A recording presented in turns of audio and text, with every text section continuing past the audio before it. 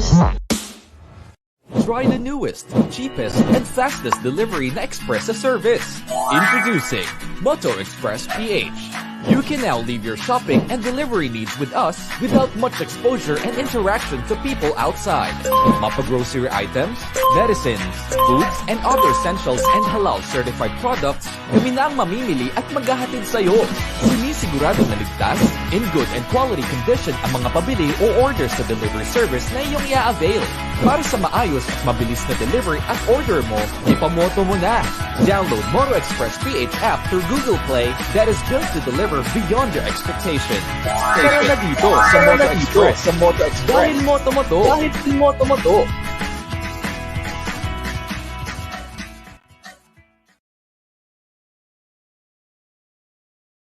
Okay, magandang hapon po sa inyong lahat. Ito pong muli si Nes Aguilar dito po sa Usapang Kabayan, dito po sa Global Channel 168.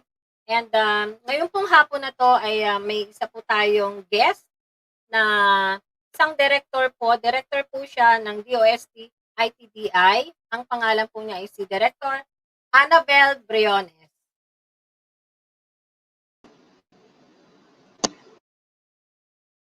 Magandang hapon po sa inyong lahat, sa lahat ng mga nanonood at mga nakikinig at sumabaybay sa programang ito. Ang Usapang Kabayan ba ito? Yeah. Opo, Usapang Kabayan. Okay, so Kabayan, yeah. So, ipakilala ko muna yung sarili ko. Ako si Annabel Briones, ang director ng DOST ITDI. Ang ibig pong sabihin ng ITDI, Industrial Technology Development Institute. At ako po ay nagpapasalamat na binigyan nyo kami ng oportunidad na makapag-promote ng aming nalalapit na aktibidad. Ito ay yung aming inauguration ng aming Modular Multi-Industry Innovation Facility. So maraming salamat sa pag-imbita at ito ang inauguration ay gaganapin sa February 18, 9 o'clock in the morning. Mag-umpisa muna ng misa and then may followed by unveiling ng marker ni DOST Secretary Fortunato T. de la Peña at ang aming butihing Undersecretary Dr. Rowena Cristina Guevara ng aming Undersecretary for R&D, and then followed naman ng mga pag-ikot ng ating pasilidad ng Modular Multi-Industry Innovation Center. So, ito po ay gagawin as virtual so pwede ninyong panuurin sa DOST ITDI Facebook webpage at ito din ay papalabas din sa YouTube channel ng DOST. Nais mo na bang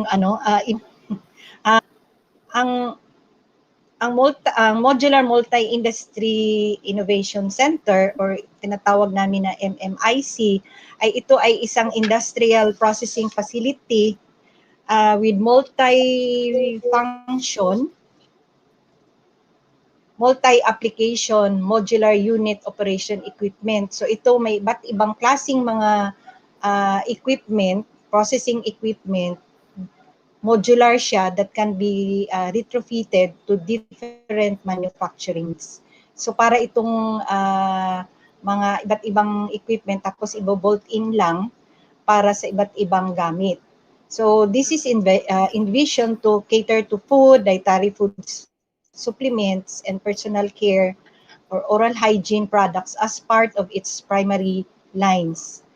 So ang layunin nito ay mag-assist ng ating mga pangangailangan ng ating industriya, lalong-lalo na sa kanilang research and development needs, particularly sa byproduct utilization, new product development, product equivalent, product variances, at product reintroduction. So yung center, meron pong tatlong linya, manufacturing lines. Ito ang nut seed oil, liquid and emulsion line, at saka yung mix blend powder line. Okay. So, ang parang pinaka-objective po ito, Director, is yung sa launching po ninyo ng modular multi-industry innovation o yung tinatawag po natin InnoHub sa Pinas is para matulungan yung mga manufacturer Yes, po yes. sa Pinas. What about po Yeah, yung mga MSMEs. Hmm, Mga lahat po ba ng MSMEs who are into food, dietary food supplements. Depende po. Kasi yung aming nabanggit ko kanina, yung ating manufacturing lines ay sa oils, nut and seed oils. Yung isa naman liquid and emulsion, at yung pangatlo ay ang mixed blend or powder line. No, so ang layunin lang nito, unang-una, tulong din natin ito sa ating mga MSMEs na merong maraming byproduct sa kanilang processing. Example, yung calamansi juice na industry or kumpanya na gumagawa lang ng calamansi juice, concentrate, or any beverages na gawa ng calamansi. So marami silang byproducts dyan. Andyan na yung seeds, yung balat, at yung pulp, itatapon nila after mapiga yung juice kasi yun lang naman talaga ang main product nila. So kami, andyan yung ating MMIC or yung InnoHub para tumulong sa kanila at tulungang i-process yung kanilang byproduct into something useful and valuable. So, okay. yun yung isa pa lang example. So, maraming mga produkto pa kaming na i-develop para sa ating mga MSMEs. Okay. So, bale, ito pong mga dinidevelop po ninyo na ito is, for example, like yung kagaya nung nabanggit ko, Director, na yung pulp, di ba? Kumbaga, dinidevelop po ninyo. Ito po ba is magiging product din po nung mismong manufacturer na yon, or ito po is another set of product na pwede pong i-include dun sa line of product po ng manufacturer na to? Pwede pong dalawa, pwede nilang as added product, at yung pangalawa, pwede nilang gawaan ng panibagong product line yung itong utilization ng byproduct nila, no? So example, yung calamansi waste, no, peels and seeds and ang seeds ay pwede nating mapagkuhanan ng seed oil. So meron tayong calamansi oil. Yung calamansi oil ay pwedeng gamitin sa iba't ibang produkto din ng pagkain, sa pharmaceuticals din. And then yung powder na magagawa natin dito sa calamansi peels, seeds and pulp, ito po ay rich in dietary fiber. So ito din po ay pwede nating gamitin siya or i-process siya into calamansi dietary fiber, at magiging din pwede rin natin siyang gawing dietary fiber supplement. So pwede pong gawing tabletas or in capsule.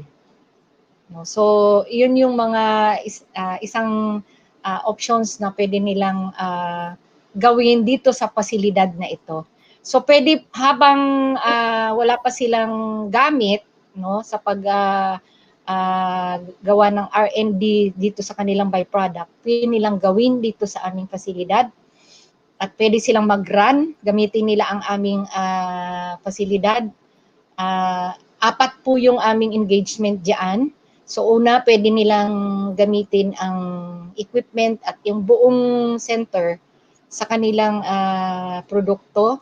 So ito lang po ay merong fees na china-charge namin, kagaya ng pambayad sa kuryente, mga utilities, tubig, and then yung depreciation cost na lang ng equipment. So very minimal yung aming hinihingi na fees nila, no? And then pangalawa, yung another mode of engagement, pwedeng gamitin nila yung pasilidad plus kasama ang isang ITDI expert no? So yung una sila pwede lang, so mayroon lang mag-supervise. Yung pangalawa namin ay may kasama na pong ITDI expert na tutulong at mag-a-advise sa kanila. Ang pangatlo, ito yung tinatawag namin na technology transfer. Ito na yung paggamit ng aming pasilidad, merong ITDI expert na kasama, plus yung mga reference or develop na technology na gusto nilang i-adapt. So ito po ay subject to technology licensing agreement at saka technology fee na very, very affordable din. At yung pang-apat ay contract research. So gagamitin nila yung pasilidad kasama ang isang ITDI expert na magtatrabaho kasama ang client doon sa kanilang concept no, na naiisip na pwede nilang i-develop. So manggagaling bali ang ideya sa client or sa company or sa industry, and then magkakaroon lang din tayo ng isang memorandum of agreement or research agreement na meron ding kaukulang fees na babayaran. Okay. So, Director, pwede po natin ma-divulge para lang dun sa ating mga viewers kung more or less magkano po ba yung fees na dapat nilang bayaran if ever may mga grupo tayong interesado. Hindi ko masyadong memorize yung fees, pero hindi naman aabot ng mga 5,000 ang bayad. So hindi bababa diyan. Siguro depende po kasi sa gamit din kung ano yung linya na gagamitin. So meron yung kaukulang mga fees 'yan. At abangan na lang nila yung aming inauguration sa February 18 at andun ipapakita po lahat yung mga sample computations ng mga fees na babayaran pag gagamitin na yung pasilidad. No? Kasi tatlo po yung linyang yan. So, bawat linya may iba-ibang equipment at yun po yung mga kinukompute kung magkano ang fees. No? So, hindi naman siya ganun din kamahalan. Kasi tulong na po ito natin sa ating mga MSMEs. So, Okay. andyan po yung, bukod doon sa processing line ng tatlo, meron din tayong quality control and quality assurance din na laboratory para din monitor, mag-evaluate, mag-test, mag-analisa ng mga produkto na ginagawa nila sa center. Para ito ay sigurado na nasa kalidad at nasa tamang specs ang mga produkto na isinasagawa diyan sa aming INUHub or MMIC. So ito po, Director, yung mga facilities po ninyo is po ba is hindi po nilang dahil sa kanilang kumpanya, I mean sa kanilang lugar, or dyan nila Dito dapat lang po muna siya. Dito lang po siya muna talaga sa center, yung mga equipment, no? Na dito sila gagawa talaga kasi andito na kompleto na po ito. And ito naman po ay isang continuation din ito noong aming unang programa din sa buong bansa, yung aming Food Innovation Center na naka-install sa bawat rehiyon sa initiative ng DOST Regional Offices, at ito po ay naka-install sa mga SUCs, state universities and colleges na partner ng DOST Regional Offices sa buong bansa. So yung mga Food Innovation Center, meron po silang mga processing equipment din doon na para gamitin din ng mga MSMEs. Yun nga lang, mga stand-alone na equipment po yun. So, ibig sabihin 5. So, may 5 equipment doon na may vacuum fryer, may freeze dryer, may spray dryer. Hindi po katulad nitong nasa amin, ITDI, na kompleto po siya talaga sa linya. Hanggang sa pag-prepare ng samples, hanggang sa pag-package, nandyan po yung linyang yan. No? So, yung tulong namin po ito sa buong Food Innovation Centers na nasa iba't ibang rehiyon, at yung size din po nito, capacity nitong aming mga equipment na pwedeng gamitin ay nasa 100 kilos. Kumpara doon sa nasa Food Innovation Centers na nasa probinsya na nasa prototype lang po. So mga 5 to 10 kilos ang capacity.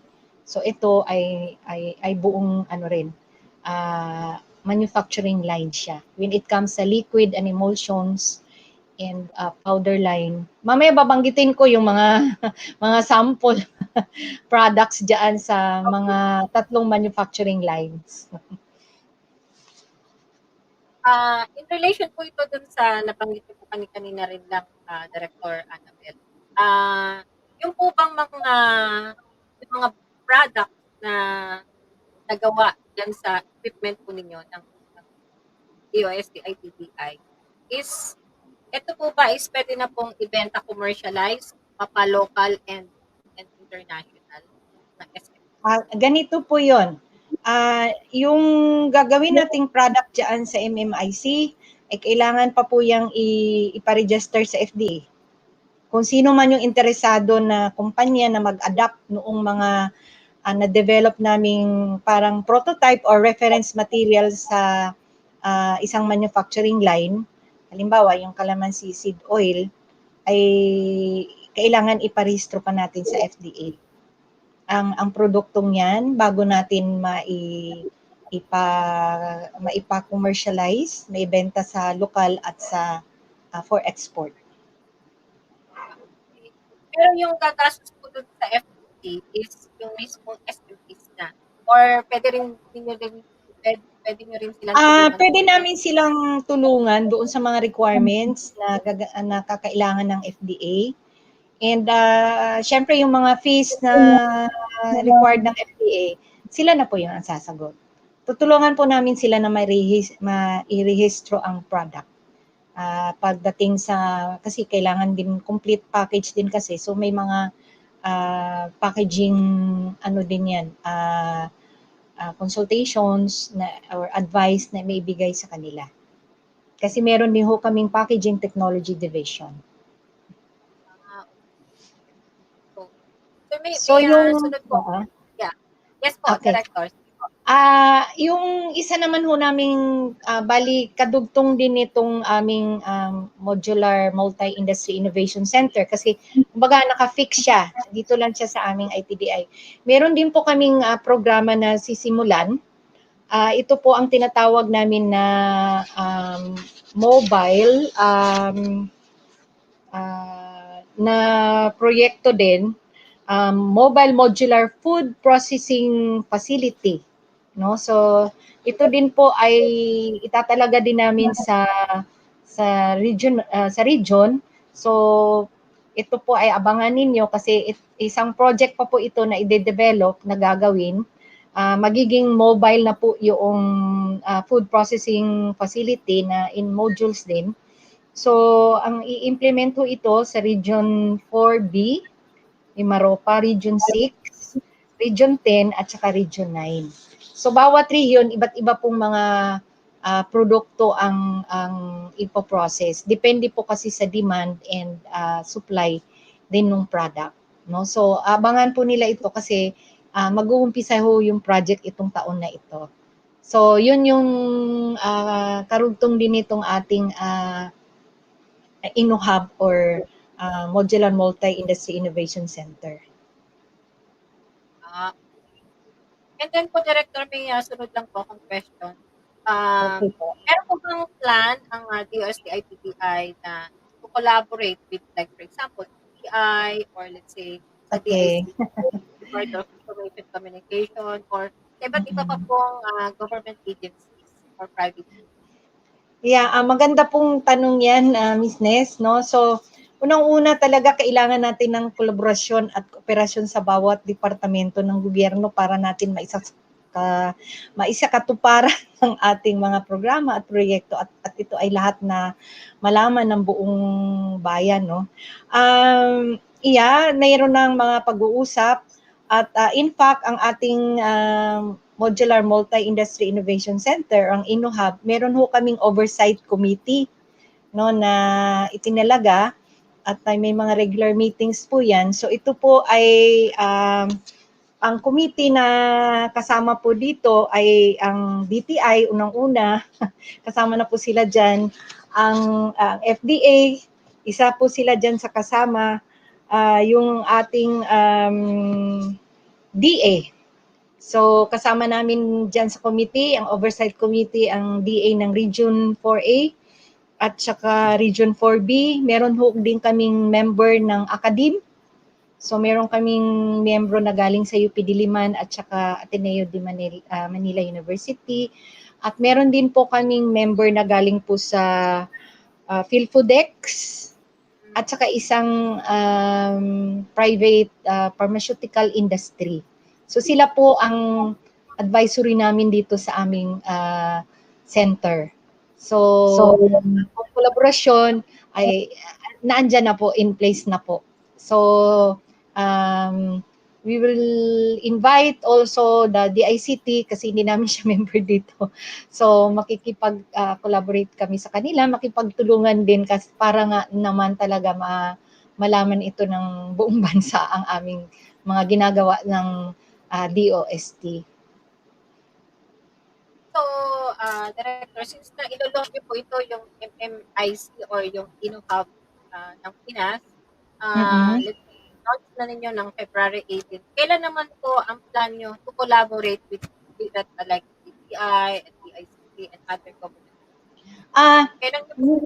During sa pag-uusap namin, noong nag-meeting kasi kaming oversight committee, so alam na nila ito. So meron naman kasi kaming regular na meetings na gagawin. I think March yung aming next na meeting. So ito po naman ay napag-uusapan na at alam na rin, invited po sila. So alam naman na nila itong aming programa at tinutulungan na rin din naman kami nitong PESA. Meron pa pala kaming member na galing sa PESA. Sa Philippine Economic Zone Authority, no? So sa kanilang membership or dito sa aming committee, matutulungan na rin kami na promote itong aming center, hindi lang yung mga advice nila kung paano natin ito gagawin at matulungan din yung mga industriya, no? So, iyaan, naka-in place na po yung mga kolaborasyon na gagawin dito sa kanila. Okay. So, yung sumunod ko pong question, Director Annabel, is, yun nga po, do you also consider suggestions from outsider or other companies who wants to develop yung food raw materials to be used in their new line of product? Yes po. Yun nga ang isa naming engagement na pang-apat, ito ho yung ginagamit, tinatawag naming contract research. No? So yung idea, manggagaling talaga sa kumpanya o industriya. Tapos, kasi titingnan nila ano ang aming available equipment, yung pasilidad namin. So, pwede silang kung meron silang idea, no, new idea o new product or pwede ring old product na gusto nilang i-reintroduce ulit sa market na pwede nilang gusto nilang gamitin ang aming pasilidad para sa kanilang marketing test lang muna, pwede nilang gamitin ang aming pasilidad kasi para nga sa kanila yan yung MSMEs. Yung pasilidad po ng DOST-ITDI with regards to sa paggawa ng mga raw materials, if ever po ba merong isang kumpanya or let's say international company na gustong bilhin itong mga equipment po din, possible po bang mabili po nila ito or exclusive lang para sa DOST? Kung may ganyang inquiry, madali naman namin silang tulungan kasi yung mga equipment na nandiyan dyan is off the shelf, no? So madali namin silang tulungan sa pag-design kung paano namin ginawa yung center na yan at ano-ano ang mga equipment na meron dyan. We can provide assistance sa kanila. Hindi nila kailangan bilhin kasi government yan. So they can rent, they can lease, they can what we call this, use it in a certain period depende sa scheduling kasi marami din naman kasi ding mga inquiries na rin yan na pwedeng gamitin. So, by scheduling din. And then if they really would like to put up a plant, we can help them design and provide technical assistance para magkaroon sila ng linya ng, let's say, paggawa ng herbal tea na ready to drink. Yan. So, nandiyan yan sa pasilidad namin. No? So, matutulungan namin sila dyan. Pero do you still have plan po ba in the future? Kasi sa ngayon yung mga facilities po ninyo for MMIC is nandyan sa Taguig. Pero meron po ba kayong plan na to expand, like for example, sa mga cities like, for example, yung mga Cebu, for example, Cebu, Davao, Palawan, or somewhere in the zone area, para ma-expedite, expand siya dun sa mga, kumbaga mailalapit ninyo ito sa mga SMEs. Kasi kung dito lang po sa NCR, so it will be limited lang po talaga. So, para ma-expand siya, pwede po natin may possibility po ba mailagay din yan sa somewhere in Luzon, Cebu, or Davao, or any other location. Yeah, magandang tanong yan, Miss Nes. No? May plano rin na i-duplicate siya na sa isa sa Visayas, isa sa Mindanao. But yung una ko ngang na-mention kanina na sa ngayon, ang focus po namin yung mobile food facility. Yun muna ang aming tinututukan nitong taon na ito.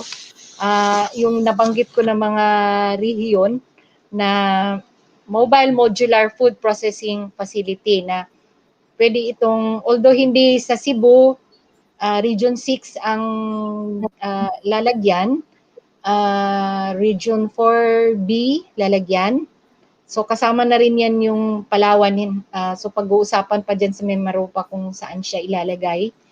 And then Region 10, Cagayan de Oro, and then Region 9, Zamboanga. So hindi po siya center na katulad ng nandito sa amin sa ITDI, but mobile siya. So, pwede siyang hilahin kung saan nandoon yung mga produkto na kailangang i-process.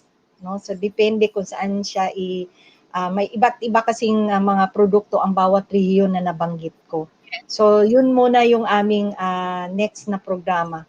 But yung tanong mo na tulad talaga ng center, we have considered that, pero not muna this year. Titingnan muna natin yung takbo ng performance itong ating dito sa ITDI muna. At sa yung ating mobile modular food processing facility, yun yung ating tinututukan for this year and then next year. Na dihila siya, dihila. So, halimbawa, example, banana chip. So, yan, kumpleto yung proseso na nandyan sa isang container. Tapos hilahin lang, dadalhin kung nasaan yung maraming produkto na in excess na kailangan na siyang i-process. Yan. So, example lang po yan. Okay. So, maganda po yung idea na yan, it's mobile, no? Pero ang isa ko pa pong tanong related to that is that since na, syempre po, sa Luzon, Visayas, Mindanao, so maraming lugar na may possibility na pwede nyong lagyan for mobile. Kaya lang, ang tanong ko lang po is, kasi kung isa lang po yan, baka hindi kayanin. Syempre, kung let's say may mga, sabihin natin, requirements ang bawat rehiyon. So, ilan po bang mobile facility ang in mind na kumbaga na dapat yung deploy sa bawat rehiyon? Sa ngayon, isa lang muna kasi yan yung parang model natin or benchmark natin ng mga pasilidad. But this would be once na okay ang feedback at this could be collaborated with the local government units para magkaroon na din sila ng kanilang sariling pasilidad.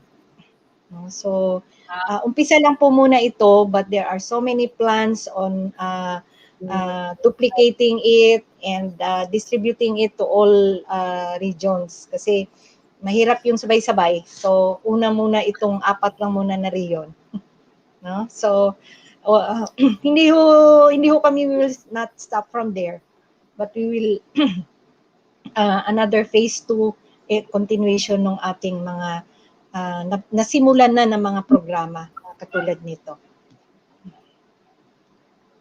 Okay. So, yung next question ko po, Director Annabel, is sino po yung people behind of MMIC or Hub ng Pinas aside from you as the director? Okay. Gusto ko lang pasalamatan yung aming former director ng ITDI, si Dr. Maria Patricia V. Azanza, kasi nasa UP Diliman na po siya, bumalik siya. So, this was way back 2015. Sa time pa ito ni former DOST Secretary Montejo, ang pag-umpisa nitong pag-propose, pag-ayos ng proposal, hanggang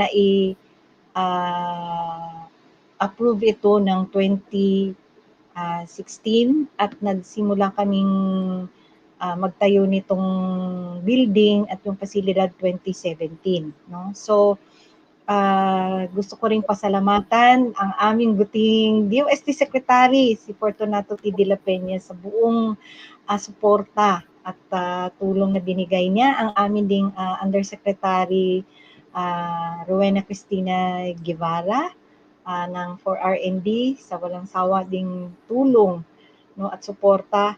And banggitin ko na rin din ang aming mga division chiefs ng Food Processing Division at ang Chemicals Energy Division na tulong-tulong nitong itayo itong pasilidad na ito. Si Dr. Norberto Ambagan, ang Chief ng Food Processing Division, ang aming officer in charge ng Chemicals and Energy Division, si Engineer Apollo Bawagan, at lahat-lahat ng mga staff ng Food Processing Division. Hindi ko na sila papangalanan kasi marami. At buong division po yon, tulong-tulong. At saka yung buong staff din ng Chemicals and Energy Division. And as well as yung aming Packaging Technology Division din na tumulong din sa mga pag-design ng aming mga packaging at yung design, mga labels ng mga produktong na-develop nitong ating pasilidad. So, tulong-tulong po ito. Okay, Director. So, may another questions lang po ako. Siguro last 2 or 4 questions na lang po.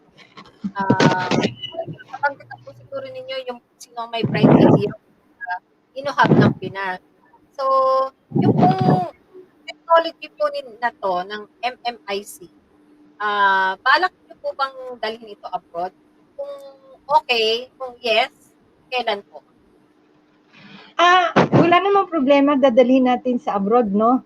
Kasi in fact, marami na rin naman kaming mga inquiries na galing sa iba't ibang bansa na gustong mag-avail noong technologies.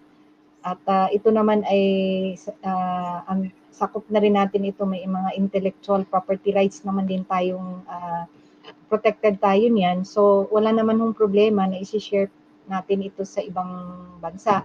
Ang akin lang ay ito ay tulong natin sa ating mga OFWs na balak magnegosyo pag-uwi sa Pilipinas, no? So ito ay isang pasilidad na para sa inyo kung ano ang mga nasa inyong ideya, kung ano ang mga ideya at gusto ninyong balak na inegosyo pagdating ninyo sa Pilipinas, makipag-ugnayan lang po kayo sa amin, ITDI, kasi ito yung magiging tulong namin sa inyo na may pasilidad kayong magamit habang wala pa kayong mga building o manufacturing facilities na maitatayo kasi hindi naman kaagad-agad maitatayo. So, pwede po kayong gumamit ng aming pasilidad para sa inyong mga test marketing ng mga samples ninyo kung ito ay bebenta o hindi sa merkado. At para din matulungan sa pag-rehistro ninyo ng inyong mga produkto sa FDA. No? So, yan. So, mas gusto ho namin ito na ipamahagi sa buong hindi na sa buong bansa at sa buong mundo, lalong-lalo na sa ating mga OFWs na nagkalat sa buong daigdig. Natulong sa pag-uwi nila dito sa Pilipinas at hindi lang siguro sa pag-uwi nila, sa mga naiwan din nilang mga pamilya dito na magnegosyo. At sa panahon ngayon ng pandemya, tulong na namin ito sa kanila. Okay. So, since may mga OFW na nag-interest, for example, meron po tayong nanonood ng mga OFW, may tanong lang po ako, since na if they are interested po to get yung mismong technology po na yan, and balak po nilang magnegosyo or let's say, sabihin natin, meron na silang dating negosyo, mag-expand lang. Yung mga products na ito is pwede rin po bang, paano nila i-market po, for example, ang DOST ay TDI po ba, is pwede rin tumulong sa kanila to market yung finished product? Yes, oo. Kami sa DOST, Paraan. hindi namin masyadong experts yang sa marketing. So kaya nga makikipagtulungan tayo sa DTI para matulungan sila sa kanilang marketing Kami nasa technology kami sa sa ayos ng mga produkto at yung aming pasilidad. But when it comes to marketing, we can ask the help of the DTI. With that. Okay. So, I think ito na po yung parang pinaka-finale na lang po natin, Director Annabel. Kung sakali pong, kasi ito pong video natin na to, after na matapos po tayo, we are going to share it dun sa mga groups din po ng OFW. Wherein, Yes. yung social media na po namin. Kumbaga, kasama ko na po yan sa promotion at tulong ko po sa DOST. Yes. So, for 5 years, Director Annabel, tinutulong ko po ang DOST to promote yung lahat. Kumbaga, alam po yan nila Miss Beth Padilla. Na, so, walang problema, Miss Nes. Kasi in fact, meron na rin kaming mga webinars na promote din namin ang DOST technologies para sa OFWs. Ang aming kapartner doon, ang DTI, yung kanilang trade attaché ng Bangkok, Thailand. So nakadalawang webinars na po kami dyan para sa mga OFWs. Nang namahagi kami ng aming mga teknolohiya, ano ang kanilang mga interest, na binahagi na namin kung ano yung mga available technologies namin, ano ay ang aming mga pasilidad na pwede nilang ma-avail at mga assistance. No? So, kung nais nilang umulit kami ng isa pang mga techno offering or webinars, lang sa amin. At magbibigay kami ng webinars para sa kanila. May last question lang po ako na sumagi sa isip ko, Director Annabel. Yes. Kasi nabanggit nyo, itong pasilidad na to is for OFW. Of course, yung mga nawala ng trabaho, for example, na umuwi dito sa Pilipinas. What about yung existing na OFW na nasa abroad pa? Are they qualified din to get this kind of technology? Yung nasa abroad? Yeah, yung nasa abroad, pero they are interested. Yeah, they can. Yun nga lang, kasi syempre sa abroad kasi, sila na ang bahala dun sa pasilidad, kung saan yun itatayo nila, kasi ibang bansa na po yun eh. We could just help them yung layout, design, and then kung magkaroon man ng training, kung okay sa kanila, virtual training, kung hindi man face-to-face, we can do that. Para makita nila yung pasilidad. So, yeah, we are open to anybody. Okay. So, I think pwede rin po siguro yung nasa abroad sila, tapos take charge nila yung mga kamag-anak nila dito. Yung kamag-anak nila ang mag-take charge with the business. Yeah, possible yun? Yes. Posible po yun. Yung mga asawa o anak ang aaten. Okay. So, ayun po. So, maraming salamat po, Director Annabel Briones. Pwede po ninyong any parting words po pala sa ating mga viewers po ngayon. At Okay. ito po kasi ipo-promote po natin uli, maliban po dito sa Global Pinas Online TV, ipo-promote ko pa po ito dun sa mga ibang social media accounts po namin, especially dun sa mga group po namin ng OFWs. So, kung may mga makakapanood pa po nito, saan po kayo pwedeng kontakin? Any social media account, cellphone number, email address? Okay. Pwede nyo akong kontakin ng email address abbriones@itdi.dost.gov.ph. At yung aming inauguration sa nalalapit na February 18, 2021, ito po ay naka-stream live via Facebook, ITDI DOST Updates. Okay. Stream live via Facebook, ITDI DOST Updates. At pwede silang Okay. So, tumawag sa aming landline 6388373167. okay. So, mayroon pa pong iba pang pwede nilang punahan maliban po doon sa email address. What about website po ng ITBI? Ayan, itdi.dost website. Okay. Okay, so yun lang. So, muli, ako ay nagpapasalamat sa panahon or time na binigay ninyo sa akin na maipromote namin ang aming Modular Multi-Industry Innovation Center. Ito po ay proyekto ng Department of Science and Technology and the Industrial Technology Development Institute. Nakalimutan ko pala ding pasalamatan ang aming funding agency, ang PSHERD, Philippine Council for Industry and Emerging Energy Research and Development, no? So isang tumutulong din ito dito sa proyekto ng MMIC.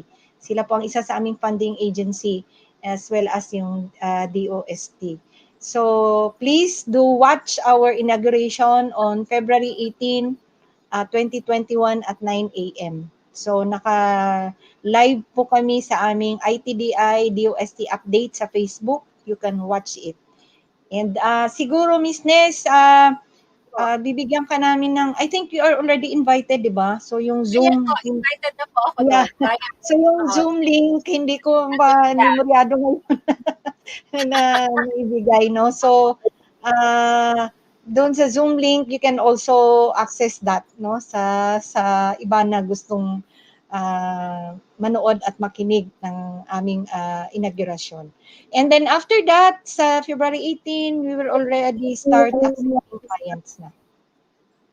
No? So start na po yun ng magamit na po ang pasilidad after po ng inauguration.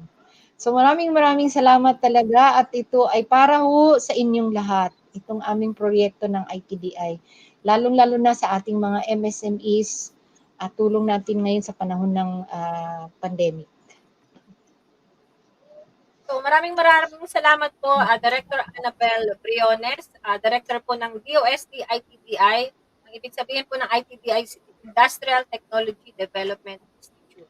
At yung kanila pong launching po ng MMIC po, tama po ba? MMIC. Yeah, or Hub sa Pinas will be on February 18. Take note po, February 18, meron po silang FB Live, okay, at around 9 a.m. or kaya Zoom. Pero mostly po sa FB Live po, pwede na po ninyo silang mapanood. So, any parting words po? Baka may additional pa po kayo, Director Annabel, bago po tayo magtapos na.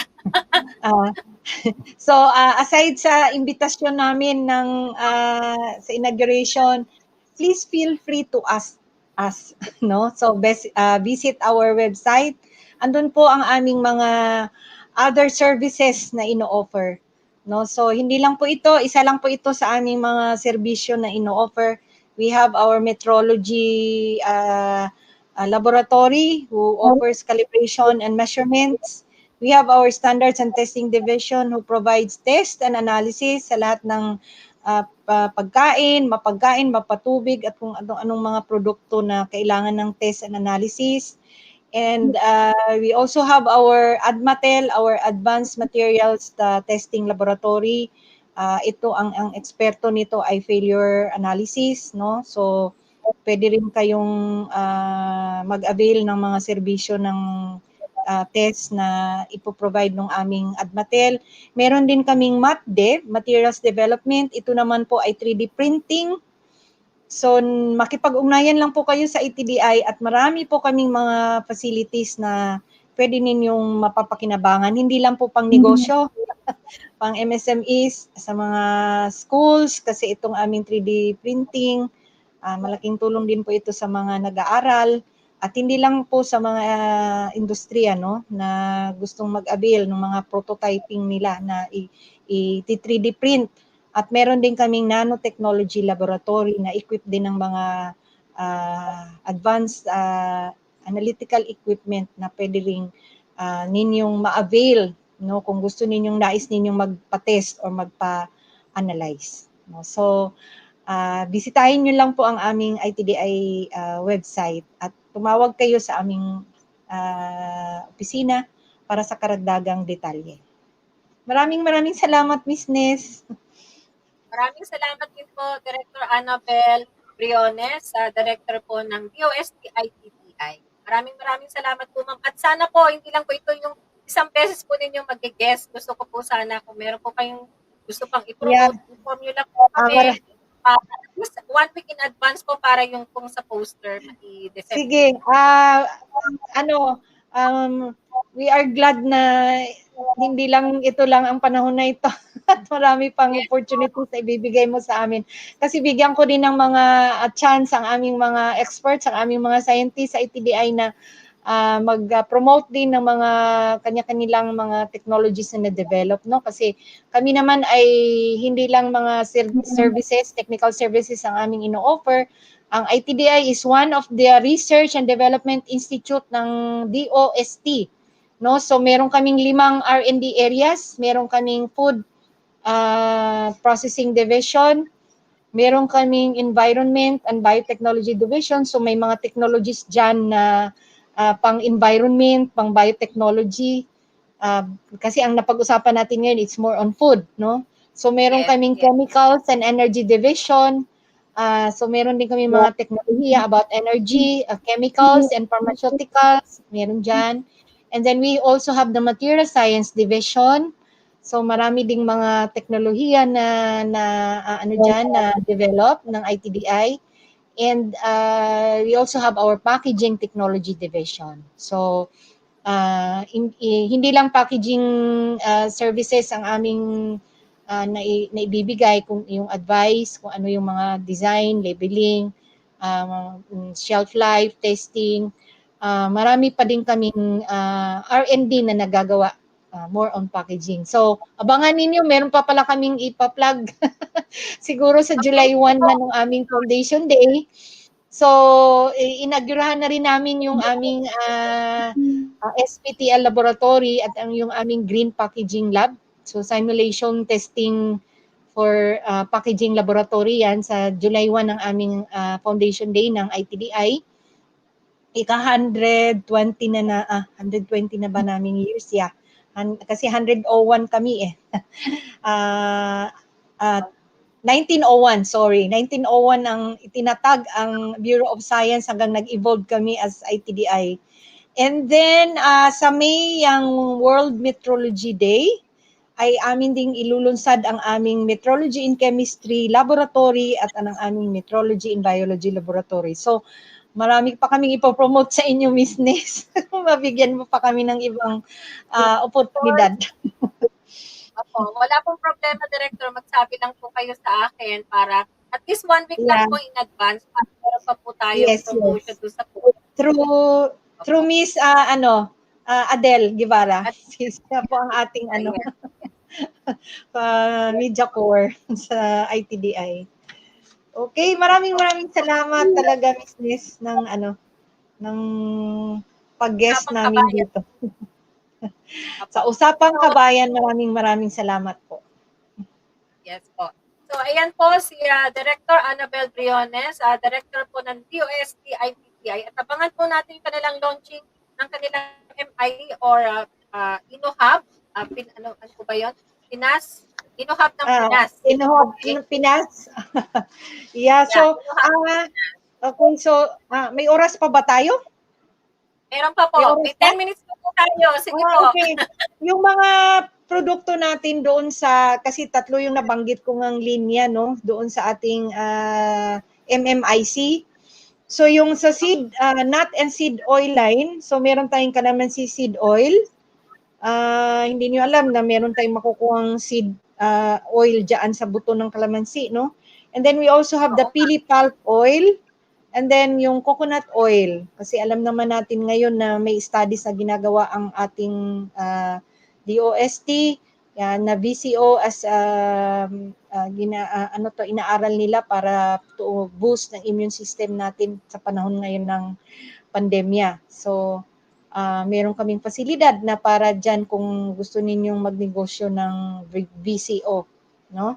And then doon naman sa ating mixed blend powder line, meron tayong mga dietary fiber powders. So, ating mga dietary fiber powders na example ay ang ating calamansi peels and pulp, yung balat ng mangga, mango peels, pili peels and pulp, yung tomato peels, tomato seeds, pineapple pulp, pineapple peels, pineapple core, at saka yung banana peels, no?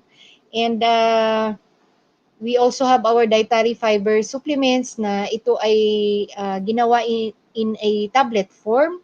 So meron tayong calamansi peels and pulp, merong dietary fiber from tablet from mango peels, at meron din tayong calamansi peels and pulp and kombinasyon siya ng mango peels, no? So ito lang po ay pangtulong lang po ito ng ating mga recommended daily requirement ng dietary fiber. Now, doon naman po sa liquid and emulsion line. So marami din po tayo dyan. Merong tomato paste with calamansi seed oil. Kasi alam naman na meron kasing mga antibacterial property ang ating calamansi seed oil. Meron din tayong tomato sauce with the virgin coconut oil, tomato sauce with pili oil. Meron din tayong mouthwash with calamansi seed oil, sa liquid po ito. And then tomato garlic sauce with virgin coconut oil. And marami pang iba, no? Mayonnaise with virgin coconut oil. Meron tayong mayonnaise with the pili pulp oil. And then basil sauce with pili pulp oil.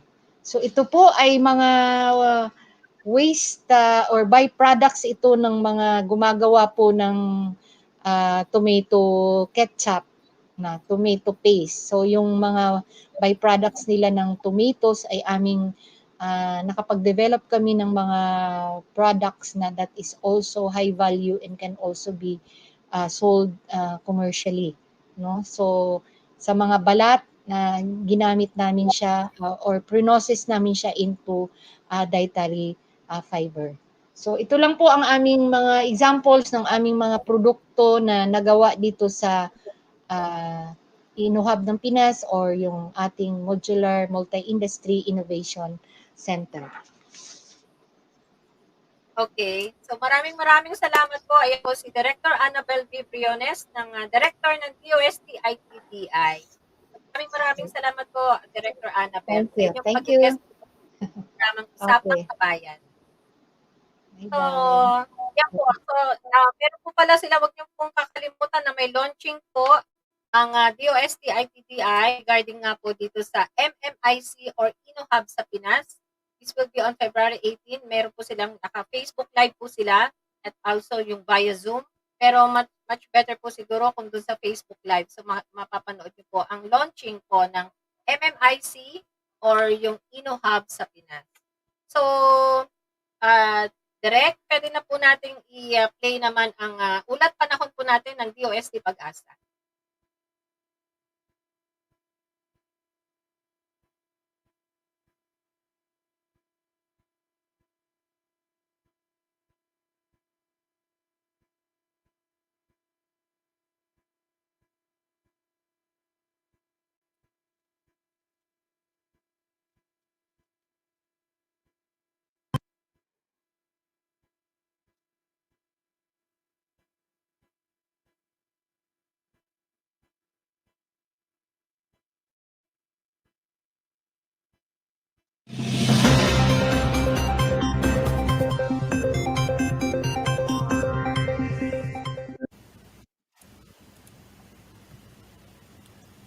Magandang umaga po sa inyo lahat. Ngayon po ay araw ng Sabado, February 13, 2021. Patuloy nakakaapekto ang amihan sa malaking bahagi ng Luzon. Kaya asahan po pa rin natin ang malamig na simoy na hangin, lalo na po sa gabi at sa madaling araw. Samantala, meron po tayong na monitor na isang low pressure area. Nasa labas ito ng ating Philippine Area of Responsibility. Kasalukuyan, ang layo nito ay nasa 1,665 kilometers silangan ng Mindanao. Malayo pa po ito at wala pang epekto sa ating bansa. Sa loob ng 3 araw, ay hindi pa natin inasang ito ay papasok sa ating Philippine Area of Responsibility. At kasalukuyan ay mababang tsansa na ito ay maging bagyo. Sa araw nito, inaasahan pa rin ang maganda at maliwalas na panahon sa Luzon, maliban lang po sa mga isolated na mahihinang pag-ulan. Ang agwatang temperatura sa Baguio ay mula 14 hanggang 26 degrees Celsius, sa Lawag 20 hanggang 27 degrees Celsius, sa Tuguegarao 20 hanggang 28 degrees Celsius, sa Metro Manila 24 hanggang 32 degrees Celsius, sa Tagaytay 22 hanggang 29 degrees Celsius, sa Legazpi 25 hanggang 32 degrees Celsius, sa Puerto Princesa 24 hanggang 31 degrees Celsius, sa Kalayaan Islands 24 hanggang 32 degrees Celsius. Dako na tayo sa Visayas at Mindanao. Asahan pa rin ang maganda at maliwalas sa panahon ng maranasan sa lalalabing bahagi ng ating bansa. Maliban lang po sa mga biglaang buhos ng ulan dahil sa mga localized thunderstorm. Ang agwatang temperatura sa Tacloban ay 25 hanggang 31 degrees Celsius, sa Cebu 24 hanggang 30 degrees Celsius, sa Iloilo 25 hanggang 31 degrees Celsius. Sa Cagayan de Oro, 22 hanggang 29 degrees Celsius, sa Davao, 24 hanggang 33 degrees Celsius, at sa Zamboanga, 24 hanggang 33 degrees Celsius. Sa araw ng Linggo, Monday at Tuesday, sa araw nito ay inaasahan pa rin ang fair weather o maganda ang panahon ng ating inaasahan sa Baguio City. May tsansa pa rin po ng mga isolated na mahihinang pag-ulan. So, hindi po ang ating inaasahan sa Metro Manila kung saan maganda ang panahon ng ating inaasahan sa mga araw nito, maliban lang po sa mga isolated na mahihinang pag-ulan. Subalit sa Legazpi City, simula bukas at sa mga susunod na araw, Monday at Tuesday, magiging makulimlim o maulap ang kalangitan na may tsansa po ng mga kalat-kalat na pag-ulan at thunderstorm. Dahil po yan sa mga dahil po sa inaasahan nating o epekto ng tail end ng frontal system. Sa Metro Cebu, patuloy na maging maganda at maliwalas sa panahon bukas at ganoon din sa Lunes. Maliban lang po sa mga biglaang buhos ng ulan dahil sa mga localized thunderstorm. Pero sa Martes, maulap na kalangitan na may mga kalat-kalat na pag-ulan at thunderstorm. Dulot po yan ng tail end ng frontal system. Sa Metro Davao, sa loob po ng 3 araw, patuloy na magiging fair weather po tayo. Maliban lang po sa mga isolated ng pag-ulan dahil sa thunderstorm.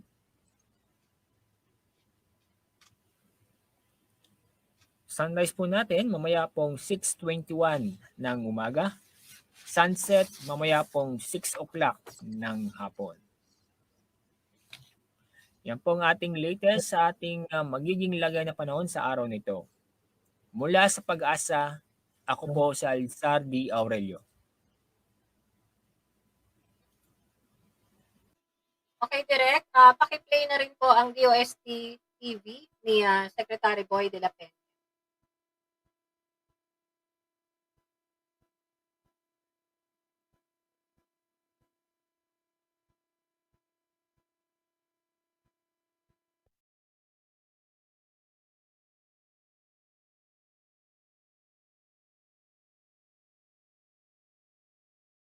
Direct naki-play na yung DRST report ni Secretary Boy de la Peña.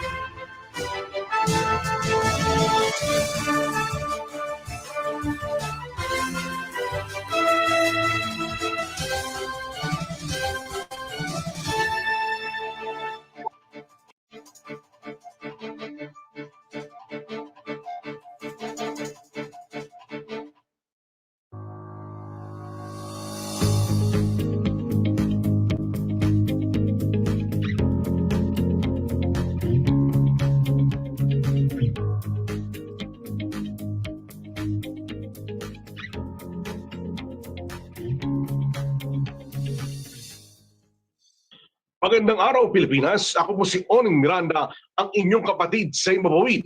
Ngayon ay 12 ng Pebrero 2021. Oras na para sa nababarong balita at impormasyon tungkol sa agam at teknolohiya sa bansa. Ito ang DOST Report.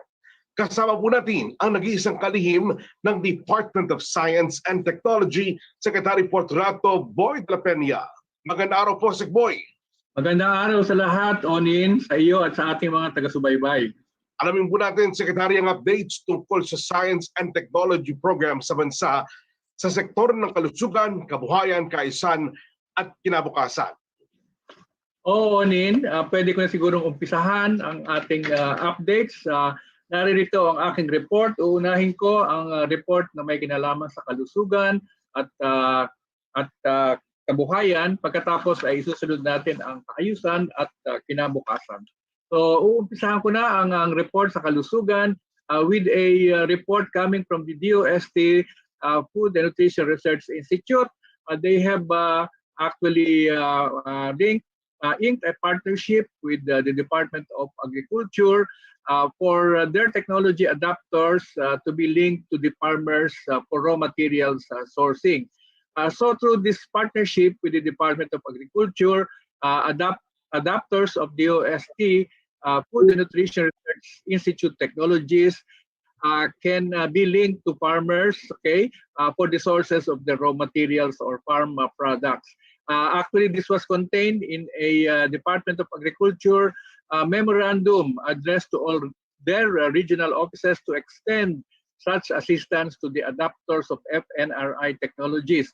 Similarly, the Cooperative Development Authority also expressed interest to have that kind of linkage with the DOST Food and Nutrition Research Institute adapters. Okay, still from the Food and Nutrition Research Institute, they have inked a partnership with Unilever, and this is a collaboration to combat malnutrition.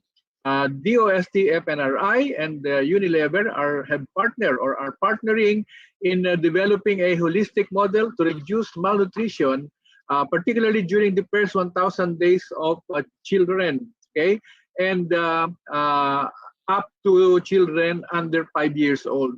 This project includes the development of nutrition education materials on breastfeeding and complementary feeding practices. Also on teaching parents to cook and feed their children, as well as scaling up of the model if it has been found effective. Okay, so these are part of our participation in the call of Cabinet Secretary Carlo Nograles in the program of action called Pilipinas Contra Gutom. Pupunta naman tayo sa kabuhayan at ito ay report galing sa ating mga regions. Ang DOST Cordillera Administrative Region ay tumutulong sa tatlong Ifugao communities, particularly on cacao and soybean processing. Our DOST CAR recently signed an agreement with the 3 community-based projects on cacao and soybean processing in the province of Ifugao. The beneficiaries are as follows. First, the St. John Organic Farm Families Organization and the local government unit of Barangay Nayon in Lamut, Ifugao for the establishment of a cacao processing facility project. Yun ang assistance ng DOST. The second one is the Nalbu Women's Organization and the local government unit of Barangay Nalbu in Mayoyaw, Ifugao. At ito naman ay para sa soybean processing. Ganun din ang nature ng tulong ng DOST. This is for the processing facility. At ang pangatlo ay ang GIRE organization at ang local government unit of Barangay Poblacion in Banawe, Ifugao. Ito naman din ay para sa soybean processing facility. Ang susunod ay ang support ng ating DOST Region 8. Okay? This should be Region 10, supporting the emerging cacao industry in Bukidnon. So the cacao farmers in Malaybalay City, Bukidnon, have increased their annual net association income through the DOST Bukidnon's Community Empowerment through Science and Technology or CEST program. This is in cooperation with the local government unit and the Malaybalay City Cacao Growers Association. DOST Bukidnon turned over a complete set of cacao processing equipment to Malaybalay City, and the association called Malaybalay City Cacao Growers Association. The facility includes roasting machine, grinder, stainless steel tables, sealers, digital scales, and others with a total project cost of 354,500. So this will provide hands-on training. Okay, so DOST 10 will also provide hands-on training on tableya and chocolate making, as well as the relevant good manufacturing processes and food safety practices. The counterpart support was provided by the local government unit, okay, and also from the farmers organization, although relatively small amount, but this is still very meaningful to us, totaling 158,800 pesos. So this association is also pre-listed to join other trainings on product development sponsored by our DOST Region 10 for free. Okay, so this is a hope to encourage more farmers, okay, to cooperate with us, okay, and soon participate in global fair trade. Next, we have the report from DOST Region 12. This is in the South Cotabato area, and they have introduced the livelihood programs and technology trainings to women's group in Cotabato Province. So last February 5, 2021, representatives from the Malang United Bangsamoro Women Association in Cotabato Province were oriented and provided technical assistance about the different DOST Region 12 livelihood programs as part of our services to communities through science and technology. Now, I would also like to report that our DOST Philippine Textile Research Institute has gone into partnerships with 2 new groups, okay? And in the recently concluded 2021 teleconference, there were exciting developments, of course, that were reported on the adoption of natural fabrics. And these were shared by the DOST PTRI, okay, with very good partnerships that has been generated with number 1, the Slash Ignite group, which is a social innovation company, which is based in Iloilo City. And it was established to foster the innovation ecosystem, to prepare the people for the future of work, and help innovators build impactful and profitable enterprises. So with the shared goal of supporting a strong textile ecosystem in Iloilo, Slash Ignite, okay, has partnered with the DOST PTRI in its Panublix program. It's a textile sourcing platform for the fashion and design market with a focus on transparency and sustainability. And of course, on the support is our regional yarn production and innovation center, which DOST together with the Iloilo Science and Technology University, or ISAT University, has established and is now operated by ISAT University in Miagao, Iloilo. Panublix, this is the social enterprise, now offers the Philippine-made Rye-Pick Iloilo yarns, or the yarns that come out of our innovation center there in Miagao. And these are actually those that contain abaca and pineapple, making such innovative yarns available online for interested clients to purchase.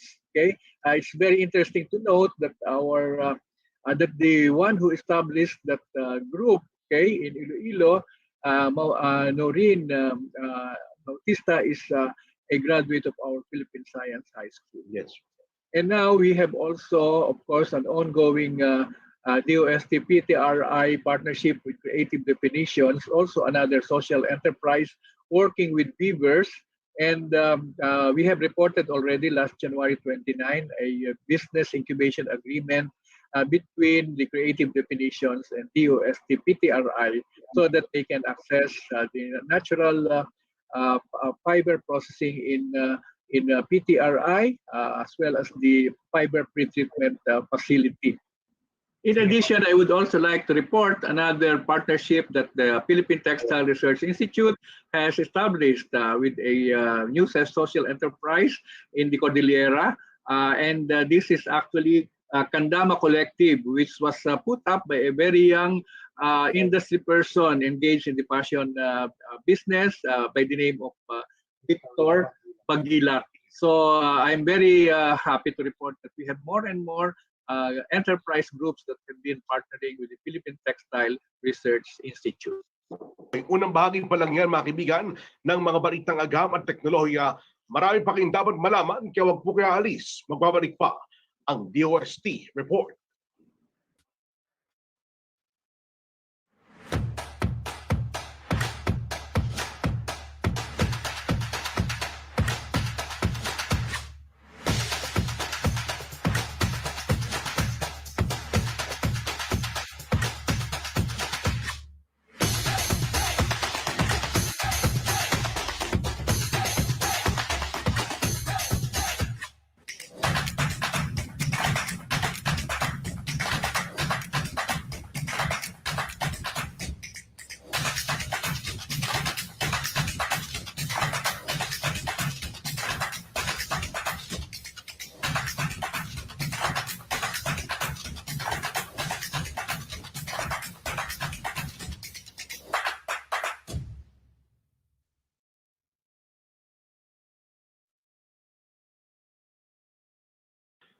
Patuloy po ang inyong pagsubaybay sa DOST Report.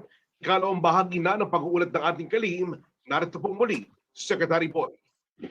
Salamat, Onin. I-report ko naman ngayon ang mga may kinalaman sa kaayusan at kinabukasan.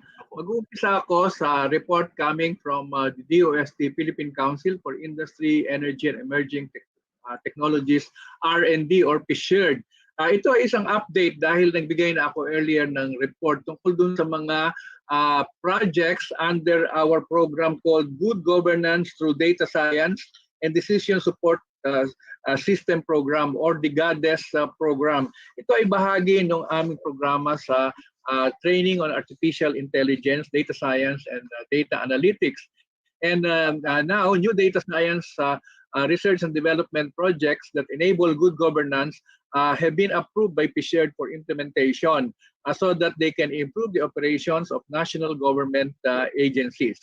Okay, first in the list, of course, is a project from the Father Saturnino Orios University in the Caraga region. Another one is from the Philippine Rice Research Institute, or PhilRice. A third one is in Isabela State University. A fourth one is in the Iloilo Science and Technology University, or ISATU.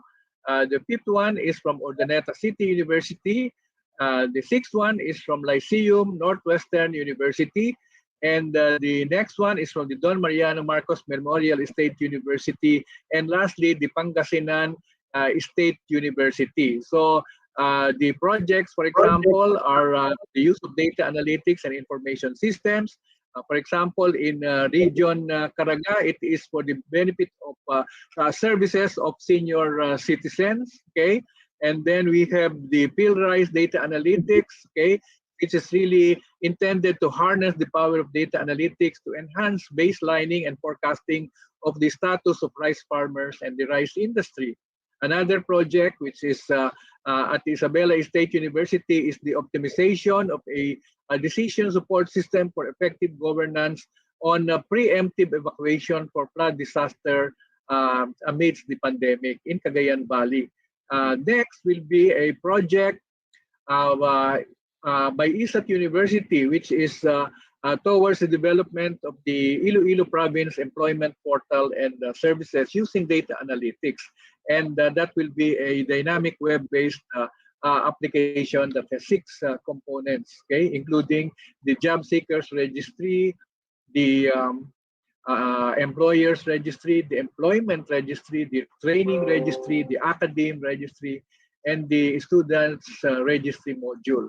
Over at the Urdaneta City University, the researchers will be doing the project called Development of an Automated Collection System for Trading Hubs or the Bagsakan Market. They will create a cashless and contactless payment system with the use of mixed technologies such as radio frequency identification and the QR code payment system. At the Lyceum of Northwestern University, on the other hand, they aim to develop a smart garbage collection and monitoring system for the Gupan city. So where data analytics will be applied to yield information essential for evidence-based decision-making by the LGU. At the Don Mariano Marcos State University in La Union, they are working on a vision-based traffic data and will also analyze existing policy for traffic control. At the Pangasinan State University, they will develop the 100 Islands National Park Management System. Okay. The next one I would like to report is from the Philippine Institute of Volcanology, that they have continued online training for the use of the REDAS software for hazards and risk assessment and geological event alert. This is still under the Kaayusan. So our DOSTP work continues its advocacy program for local government units and other sectors to be able to utilize updated hazard and risk assessment and event alerting system through the REDA software in its development of exposure database, hazards and risk assessment, disaster risk reduction planning and operations. And this software actually has been developed to simulate hazards and collate hazard maps to collect exposure data and to determine the impact of hazards, such as those that are related to earthquake, tsunami, flood, and severe wind.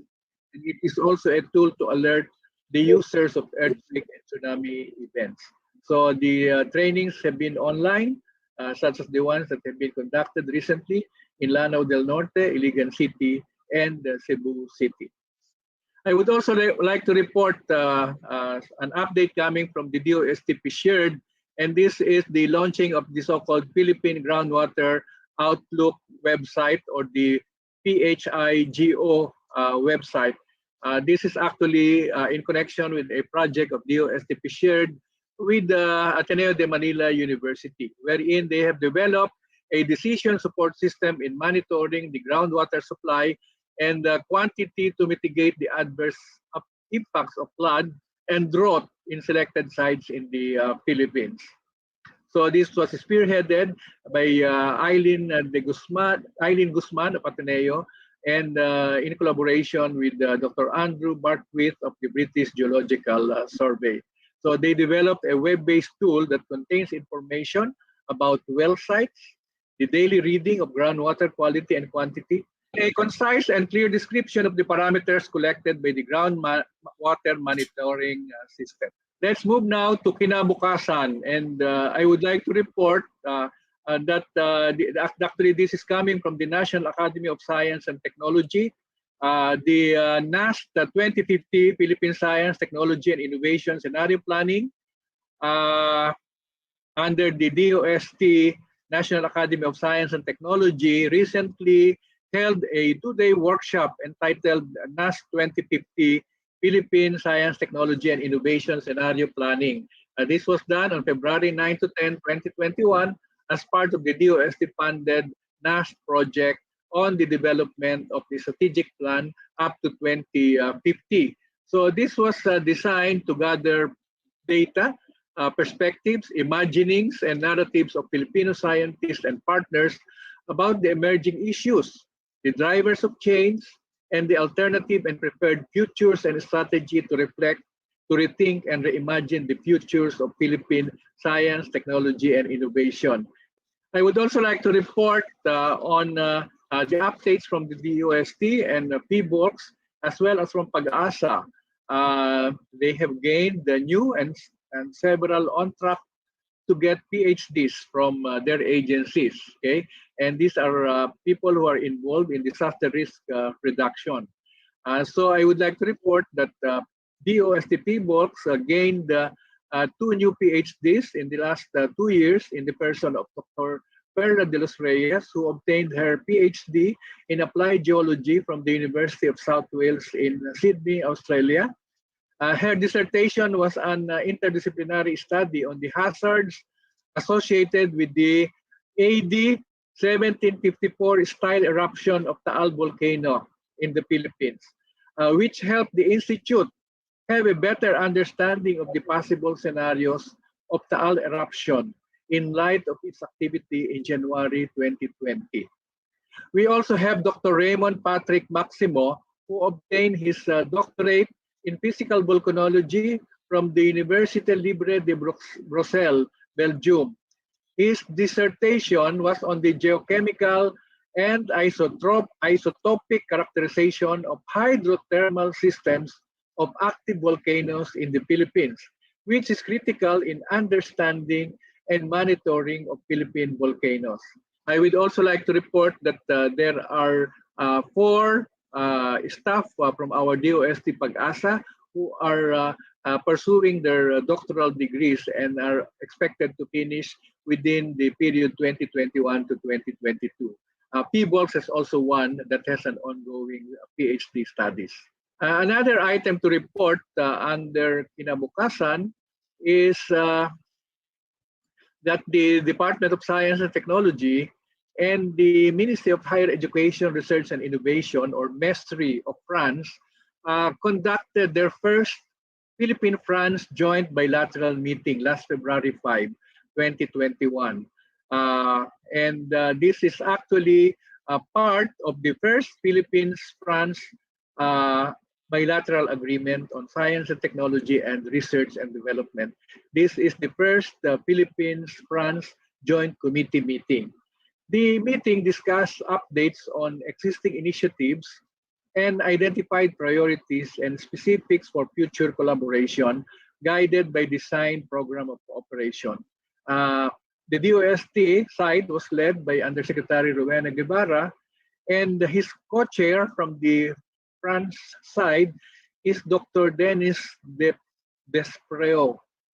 They led the committee to agree on the way forward for the Hubert Korean Partnerships Science for the People Researchers Mobility Program and the DOST Phil France Scholarship Program. The implementation of the 2 activities will now proceed after it was postponed last year due to the COVID-19 pandemic. Both sides also presented their interest and other proposed cooperation on health and medical research, agricultural technology, electronics, the emerging technologies, and innovation to expand the partnership. So the concerned agencies will continue to coordinate to explore and realize the potential collaborations. We would like to report another achievement, and this is from the Philippine Science High School Bicol Region Campus, where one of its former students was able to acquire a patent for her invention, pushed by the desire to help the community. That former student who has graduated already, Isabel Angel Palma, has recently been awarded a patent for her invention.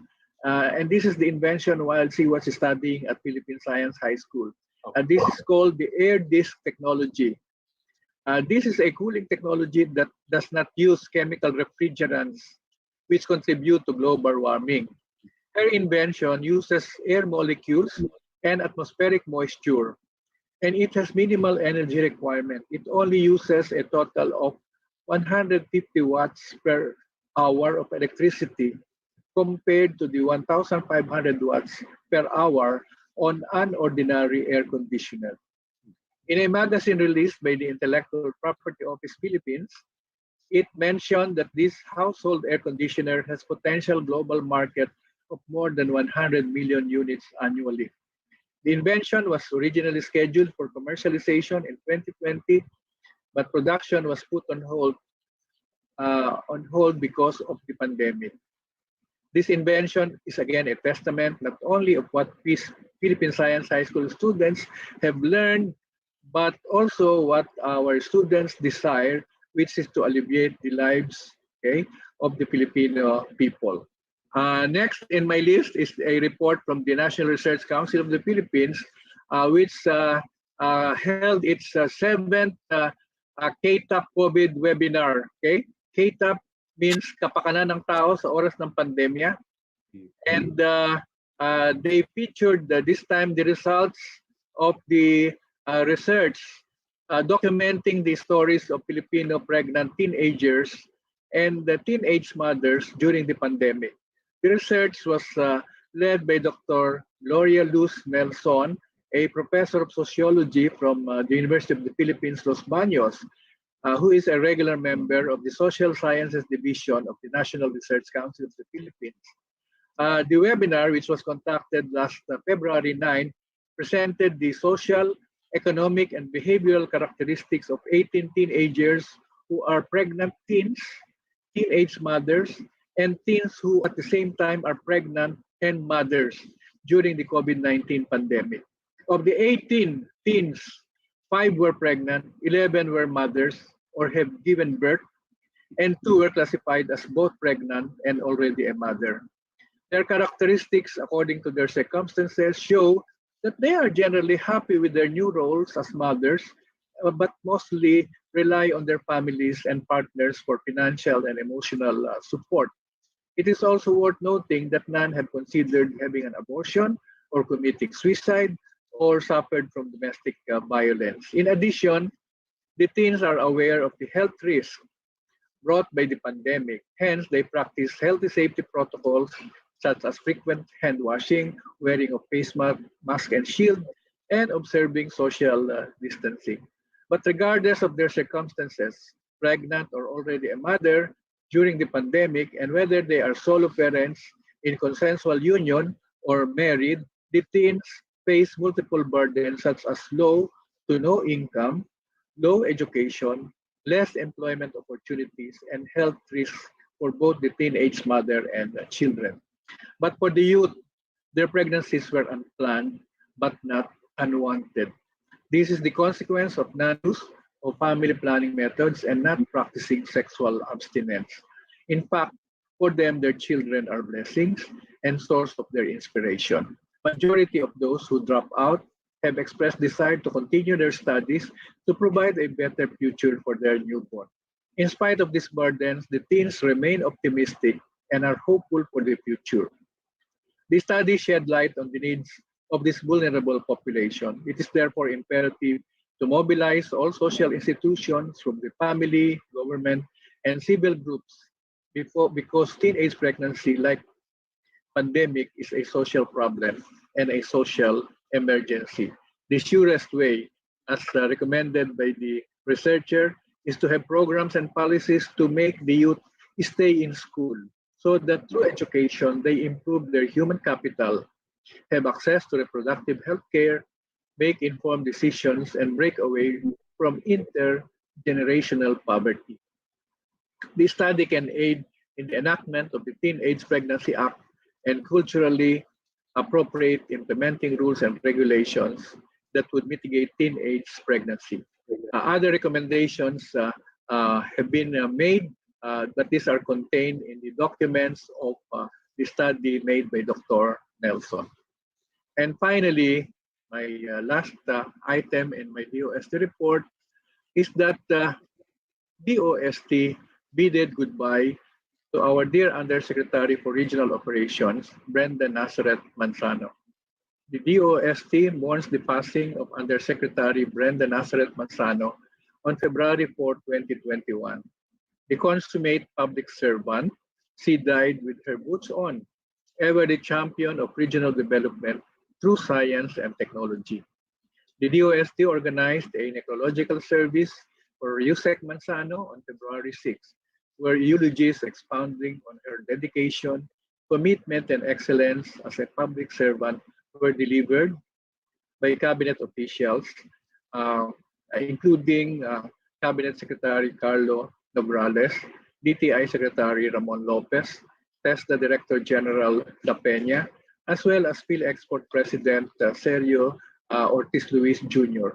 Touching messages were also sent by DepEd Secretary Leonor Briones, DSW Secretary Rolando Bautista, and DICT Secretary Gregorio Honasan. A mass was held before the necrological service where Ateneo de Zamboanga University's Father Karel San Juan gave a moving homily on how her life and works can be an inspiration for everyone to serve the public with excellence and integrity. That sums up my report for this week. Onin, I hope I have given better understanding of our activities during the past week. Maraming salamat po, Sec Boy. At sa amin pong pagbabalik, ating pag-uusapan ang projects po ng DOST under Science for Change program na nakapagbigay ng pag-asa at magandang pagbabago sa ating mga kababayan mula Batanes hanggang Tawi-Tawi. Sa pagbabalik po yan ng DOST report.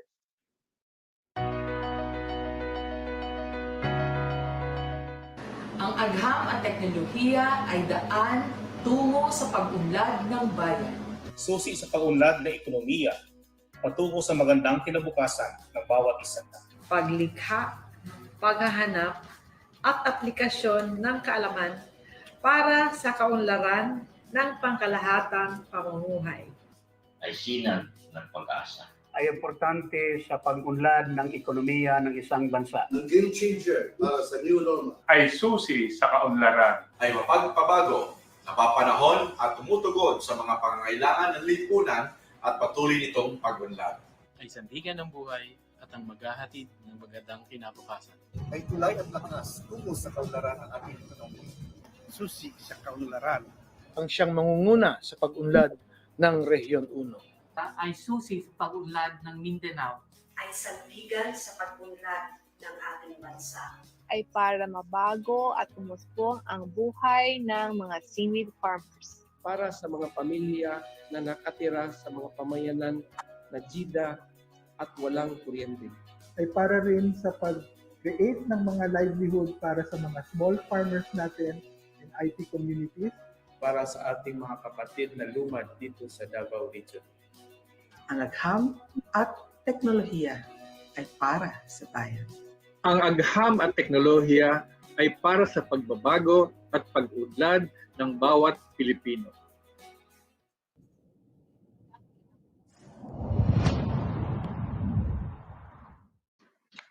Kayo po'y nakatutok sa DOST report.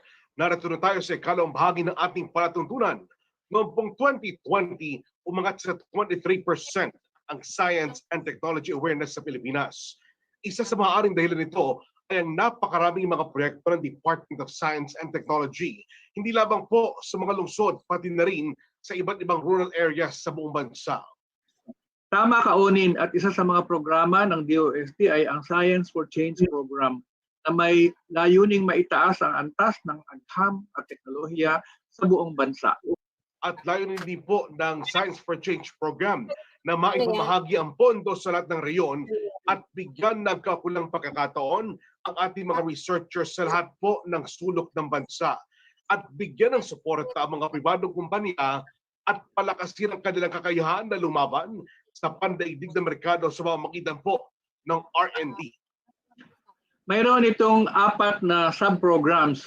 Ito ay ang mga sumusunod, ang Niche Centers in the Regions for R&D, o ang tinatawag naming NICER, ang R&D Leadership Program na tinatawag naming RD Lead, ang Business Innovation through Science and Technology for Industry na tinatawag naming BIS, at ang Collaborative Research and Development to Leverage the Philippine Economy Program or CRADLE.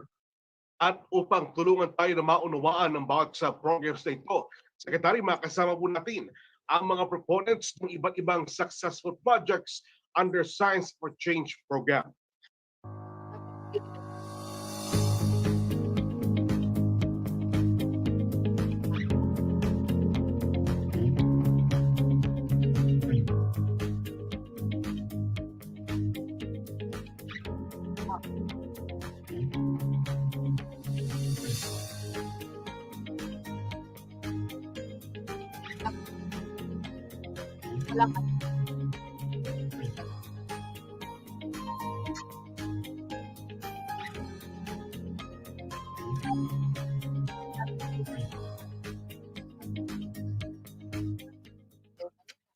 Isa-isahin po natin ang mga sub-programs na ito. Una po yung Nature Centers in the Regions or NICER or R&D program. Ito yung nagbibigay ng pondo sa mga pampubliko at pribadong universidad para makagawa ng quality research na makatutulong sa pag-unlad ng isang reyon. Isa sa successful projects under NICER program ay ang Seaweed R&D Center sa Tawi-Tawi. Nakasama ngayon si Dr. Siti Zaida Halun mula sa Mindanao State University. Ma'am, magandang araw po. Ano pong main purpose sa pagkakatayo ng Seaweed R&D Center sa Tawi-Tawi? Ano po yung mga problema ng ating mga seaweed farmers ang binigyan solusyon po ng Seaweed R&D Center? So bago kami nag-propose ng Seaweed Research and Development Center sa Tawi-Tawi, kinausap muna namin ang farmers. We went around Tawi-Tawi talking to farmers, okay, asking them what was the problem facing them. So ano yung mga sinasabi nila, masyado daw mababa yung presyo ng seaweeds nila, dahil nagko-complain daw yung mga processors na hindi maganda yung seaweed quality daw. So kami, we have to look at everyone's problems. Hindi lang yung seaweeds, yung traders nagko-complain din. May complaints din ng processors. So we talk to the seaweed farmers, the traders, and then the processors. Kinausap namin sila. At nalaman namin, ang side ng farmers, mababa daw ang presyo. Tapos, they learned how to use, may nag-introduce sa kanila gumamit ng fertilizers para daw mabilis ang tubo ng kanilang seaweeds. Pumunta kami sa traders, ang complaint ng traders, yung nga, pangit ang quality. Punta kami sa processors, sabi ng processors, pangit ang quality ng seaweeds. Kaya ayaw na nilang bumili. In fact, they're importing from Indonesia. So sabi namin, okay, ano ba, itong mga problemang ito, paano natin, ano ba pwede natin gawin? Meron kaming seaweed cultivars lab. Ito yung mga cuttings ng seaweeds na nasa lab namin. Inipon to namin through over the years na kinolekta sa farms, sa wild. So meron kami nito. So ngayon, gusto namin i-propagate to, pero kailangan ng pera, di ba? Sabi namin, mag-propose tayo ngayon na kung pwede mabigyan tayo ng funding at meron pa tayong additional na mga equipment, additional na mga gamit sa lab na para makapropagate kami na mas maraming seaweed stocks na pwede namin i-distribute, ibigay sa mga seaweed farmers. Dapat kasi maganda yung punla, kumbaga, di ba? Bago ka makaproduce na magandang plant, dapat yung punla mo maganda. Yun ang problema. Kasi yung punla nilang ginagamit ay ginamit nila for the last 50 years. So paulit-ulit na ginagamit para propagate kasi vegetative propagation ang ginagawa sa seaweed planting. So bumaba yung genetic diversity at na-susceptible sila ngayon sa ice disease. Hanggang ngayon wala pa rin gamot, walang treatment for ice disease. Tapos nandun pa yung epiphytes at tumutubo sa mga seaweeds nila. So sabi namin kung makabigay tayo may mas magandang punla, mas maganda yung mapoproduce nilang seaweed products. So yun, isa na yung pwede namin address. Second, yung sinasabing yung moisture, masyado daw basa yung mga seaweeds nila at madumi. Bakit nga naman hindi madumi? Kung saan-saan lang nila dinadry. Nakabitin kung saan-saan o nilalagay sa lupa. So sabi namin, bakit kaya hindi natin gamitan kasi in-introduce na to, meron na sa mga Malaysia, Indonesia, meron na silang seaweed dryer. So sa UPLB, meron din develop sa Biomex, si Dr. Pangan, meron siyang seaweed drying facility. So we decided to adopt that. Pag-usap kami, so meron kami, sabi namin, pwede bang i-adopt yun para i-introduce sa farmers. So isa ito sa mga pinopose namin na mag-introduce ng seaweed drying facility para doon nila ng farmers i-dry ng farmers ang kanilang na-harvest na seaweeds para naman mas mababa yung dumi at mas maganda ang moisture content, mababa. Kasi yung kailangan kasi 35, at least 35% ang moisture content. So ngayon, isa rin gusto namin gawin is malaman namin kung ang tinatawag ba nilang iba't ibang pangalan ay magkaiba ba talaga genetically. So yan ang isang gagawin namin is identify morphologically magkakaiba ba ay magkaiba rin genetically. So isa ito sa mga gagawin. Para naman, pag nag-distribute kami, alam namin itong si strain A ay iba sa strain B. O itong si C ay iba sa A, parang ganon.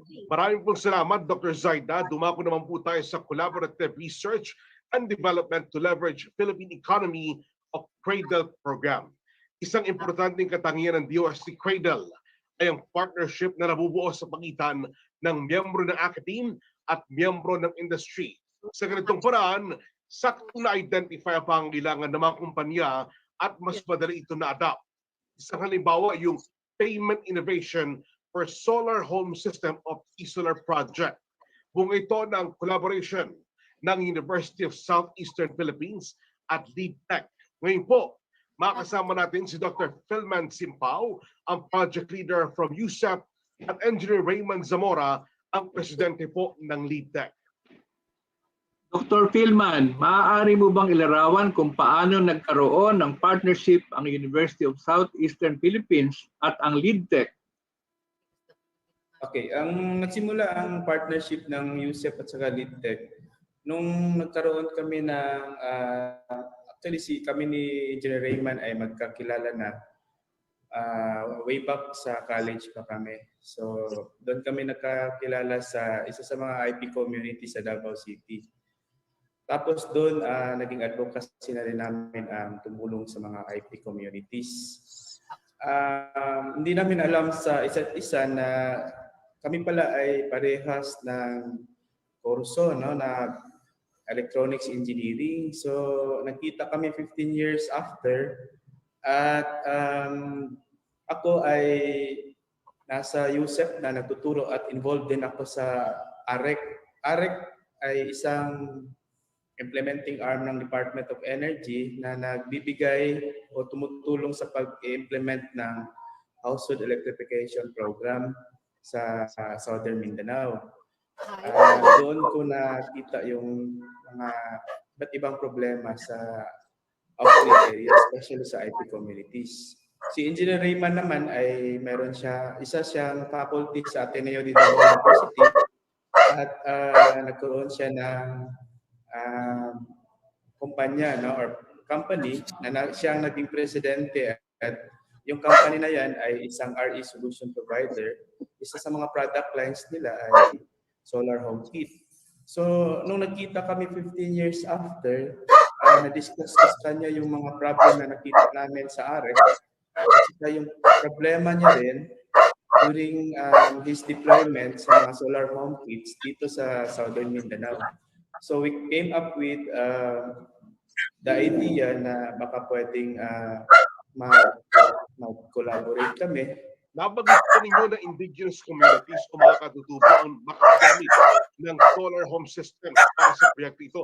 Maaari nyo ba, sir, ilarawan ang mga magiging beneficiaries at gaano kalaki ang impact ito sa kanila? Ito yung mga IP communities natin. Ito yung mga communities na salat sa mga social services ng ating mga government agencies.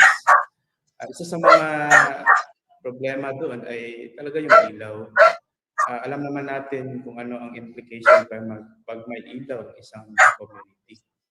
Maaari ba ninyong ilarawan ang P-Solar Project? Anong research and development ang nais nating ma-achieve sa pamamagitan ng proyektong ito? Si Engineer Raymond mayroon na siyang existing na solar home kit. Ang naging R&D namin ay since mature na yung solar home kit niya, ay ang nagiging R&D namin is yung payment innovation. If I may explain to you, no?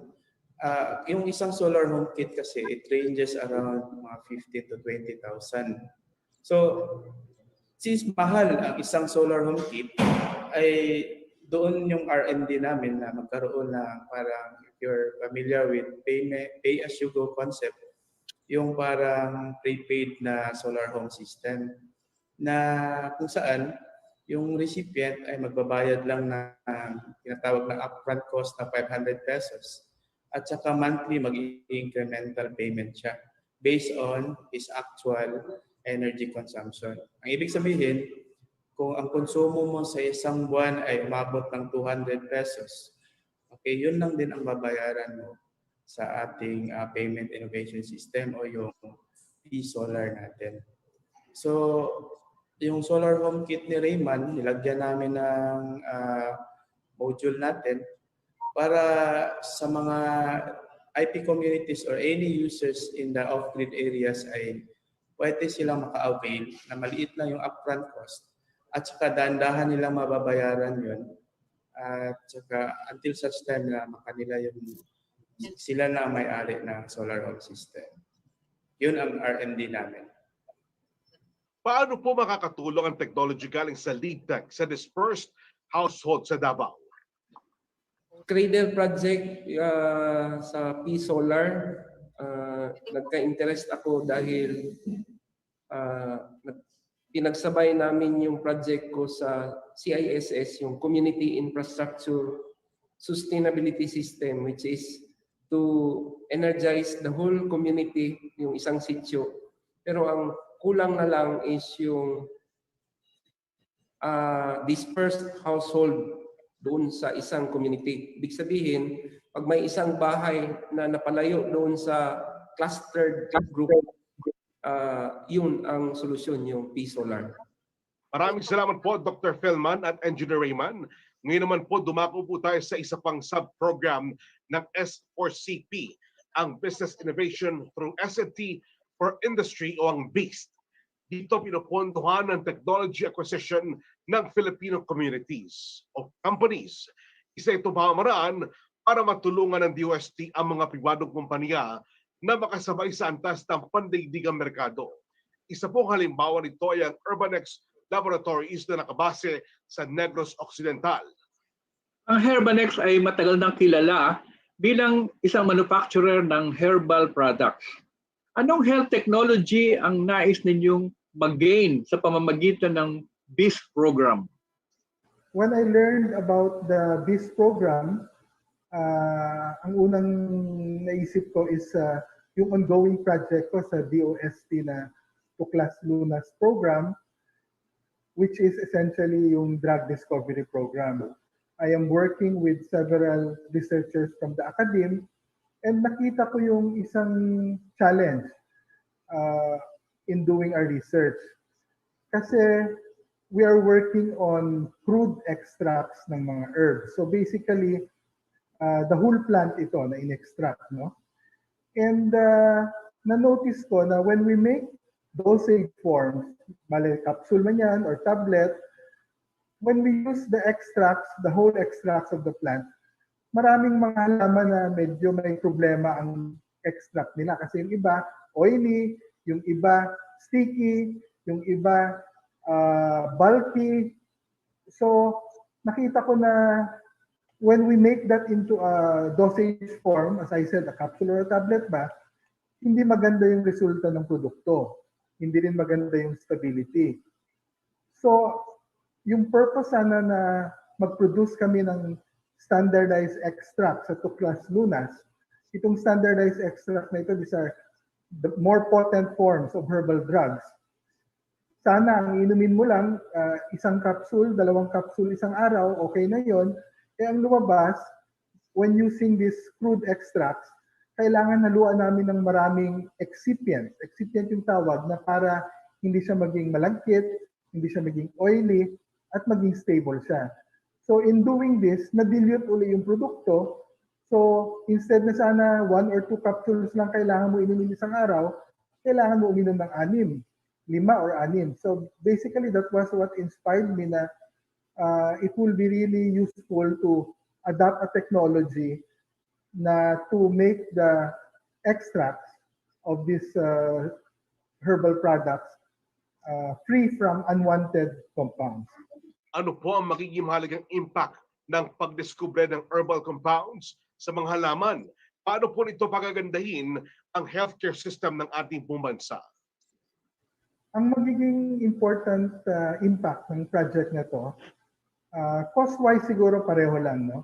Pero ang magiging important impact niya, the product will be closer to the quality of medicine or a pharmaceutical product, which in this case, mas acceptable na siya sa medical community. And alam naman natin, yun yung really challenge sa herbal industry to create a product na mas acceptable sa medical community. So with this research that we are doing, the product, as I said, is more concentrated, more stable. So mas magiging accepted ito ng mga doktor, at if it becomes accepted by doctors, then we can expect na mas significant ang impact niya sa healthcare system natin. Anong klaseng mga sakit ang maaaring bigyan ng lunas ng mga halamang gamot na makukuha sa proyektong ito? The products that we are prioritizing are those related to lifestyle diseases, diabetes, hypertension, obesity, because these are really of greatest need right now. And dito very effective ang mga herbal medicines kasi multi-compound ang mga herbs. They just do not act on one problem but multiple problems because they contain many different kinds of compounds. Paano mabibigyang lunas ng proyektong ito ang issue ng pag-diversify o maging mas innovative ang mga produktong galing sa probinsya ng Negros? Alam niyo naman na Negros Island is known for sugarcane. 85% of our crop is sugarcane. So ngayon hindi na ganoon ka profitable ang sugarcane farming. You have to be a large farm, a large hacienda to be profitable. So ang ginagawa namin dito sa BIST na project na ito is to develop technologies that will make herbal medicines more popular, and therefore if we can do that, pwede namin ma-convince ang mga small farmers here in Negros Island to plant medicinal herbs as a diversification compared to sugarcane. So ang pinaka-goal namin is magkaroon ng maraming small farmers joining into the cultivation of medicinal herbs, and we will be buying their raw materials. So kami right now, andun na kami sa stage na ready na yung planta, and then we have this facility to improve the quality of extracts to the BIST project. Ang next na goal na lang namin ngayon is to really find these farmers and work closely with them for them to produce the raw materials for us. At the moment, meron na kaming isang farmer group na mga Aita, or locally known as Ati, and they are producing one of our important raw materials, which is yung tawa-tawa. And starting next month, we have a new project for another IT community, mga tawag ay Bukidnon. Sila naman ay magpuproduce sa amin ng another kind of herbal raw material. So ito yung pinaka-dream namin na lahat ng raw material coming from Negros Island instead na buying it from, say, Luzon or Mindanao. Maraming salamat po, Mr. Cruz. Dumako naman tayo sa huling sub-program ng S4CP. Ito ang R&D Leadership o RD Lead Program. Ito yung pagkuha ng mga eksperto na mamumuno sa pagpapalakas ng research capabilities ng mga HEIs at RDIs sa mga rehiyon. Isa sa RD leader natin ay si Dr. Roberto Clemente na nakatalaga sa Batanes State College. Dr. Clemente, kumusta po ang ating mga gawain bilang isang RD leader? Being engaged by NRCP DOST as RD leader for this Batanes State College project is indeed very fulfilling since it provided me the opportunity to share my more than 3 decades of work experience here and abroad and contribute towards the academic and research development goals of the college. The biggest challenge I had to overcome as RD leader for this project is to deliver the expected outputs on schedule because of the deterrent factors posed by the COVID-19.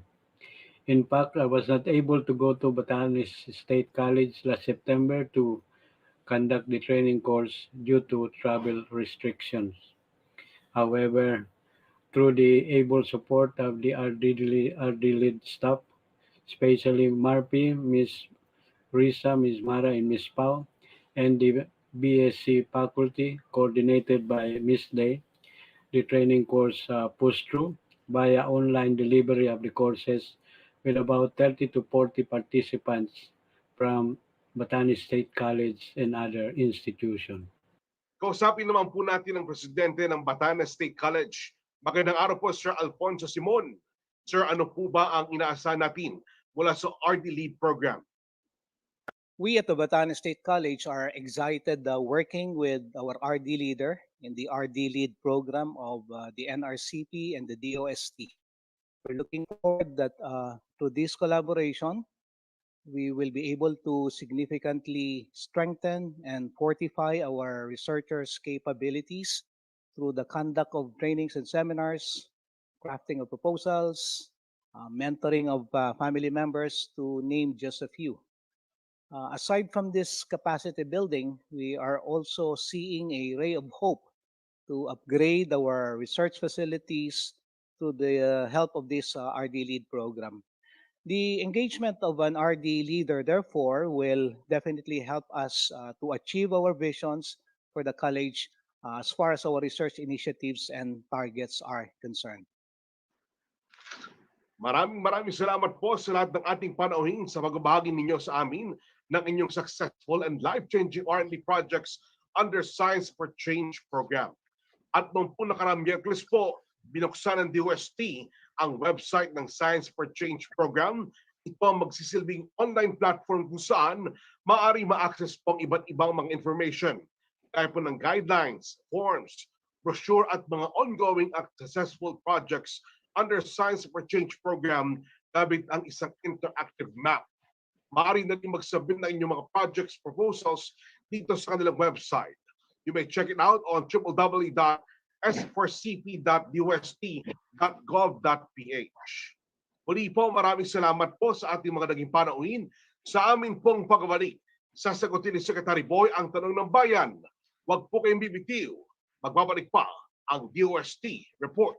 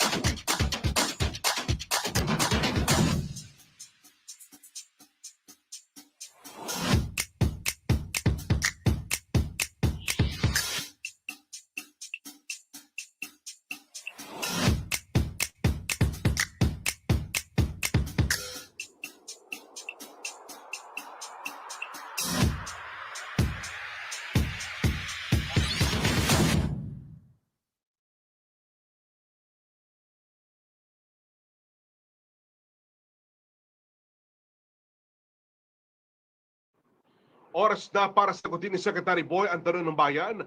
Para sa unang katanungan, mula po kay Meli Tenorio, ang program host ng Siyensya na Teknopa, Radyo Aguilar. Paano po makamit at mapasama ang maliliit na komunidad sa programa po ng Science for Change? Well, una-una doon sa ating NICER program na kung saan dinedevelop natin ang kapabilidad ng isang research center within either the universities or government agency, ay kasama doon siyempre ang kanilang mandato na ma-address ang mga pangangailangan ng kanilang rehiyon at ma-tap ang mga opportunities na available din sa kanilang rehiyon. Kaya kasama dito sa kanilang trabaho na ito ang pag-iisip kung paano ang kanilang mga teknolohiyang ginagawa ay makatutulong sa pangkaraniwang tao. Alright.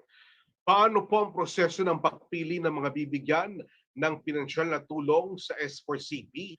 Yan po ang tanong ni Dolly Liwanag, ang Assistant Editor ng Diario Pilipinas Global Online.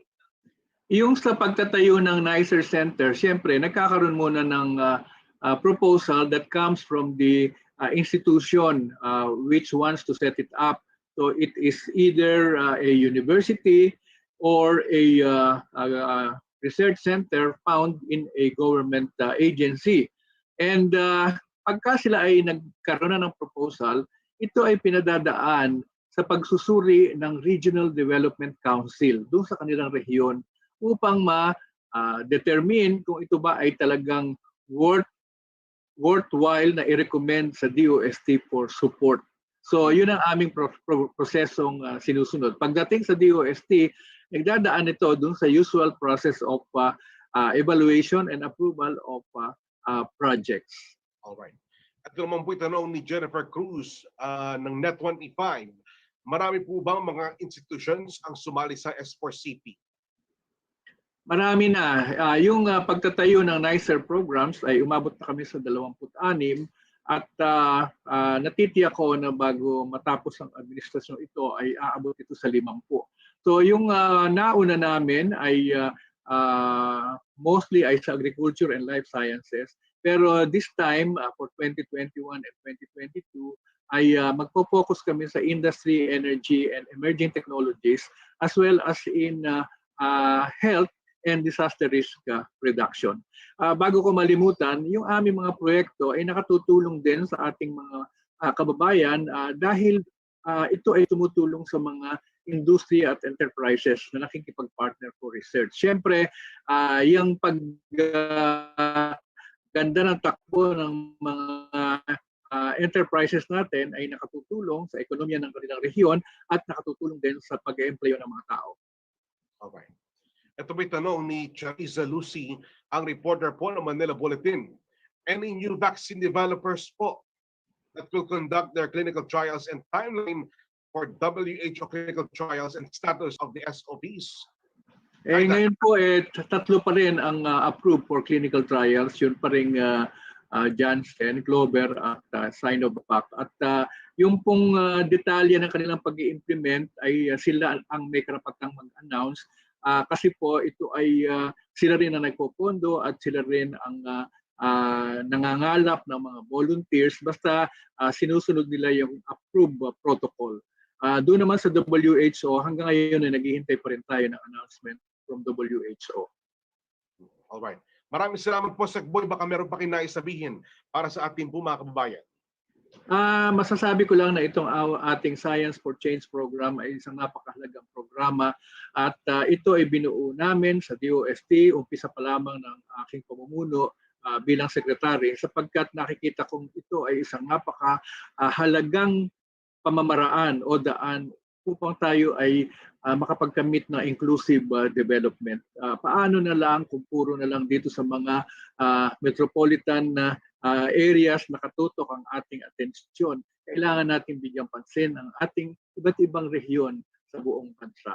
Kaya iyan ay isang napakagandang programa para matupad namin ang aming pangarap na magkaroon ng balanced development at magkaroon ng inclusive development.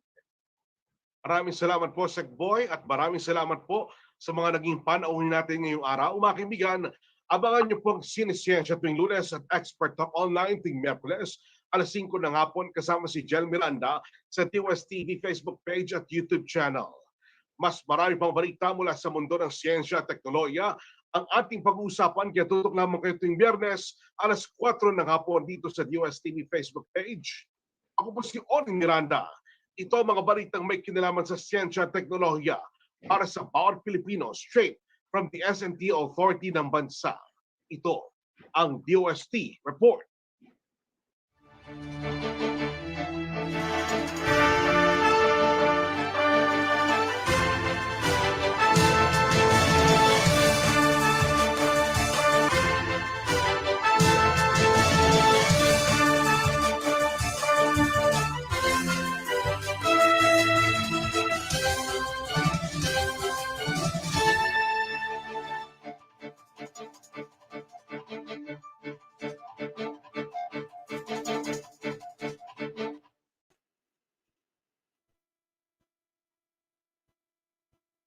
Okay, maraming salamat. Yan po ang DOST report ni Secretary Boy de la Peña. At maraming salamat po sa lahat ng aming masugid na televiewers sa inyo pong suporta dito po sa ating programang Usapang Kabayan. Every Saturday po ito from 5 p.m. to 7 p.m. dito po sa Global Pinas Online TV Channel 168.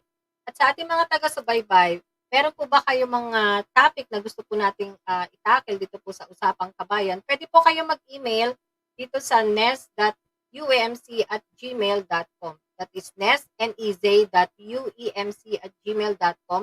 Or pwede po kayo mag-comment dito po sa comment section po ng Global Pinas Online TV Channel 168.